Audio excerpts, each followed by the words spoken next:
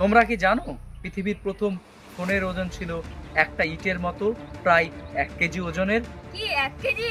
Sir তাহলে পকেটে দেখা তো দূরের কথা, এক হাতে ধরাই কঠিন ছিল। একদম ঠিক। আজকে যে মোবাইলটা আমরা হাতের মুঠোয় বা পকেটে রাখি, তৎকালীন দিনে সেটি আমাদের কাঁধে ঝুলিয়ে রাখতে হতো। 1983 সালে মার্টিন নামে একজন বিজ্ঞানী প্রথম এই মোবাইল ফোনের ব্যবহার করেন, যার নাম ছিল মোটোরোলা ডাইনাট্যাক 8000X। উনি কাকে ফোন করেছিলেন প্রথমে? জানো মজার কথা, আর তিনি প্রথম ফোন করেছিলেন তেনারি প্রতিদ্বন্দ্বী এক ইঞ্জিনিয়ারকে।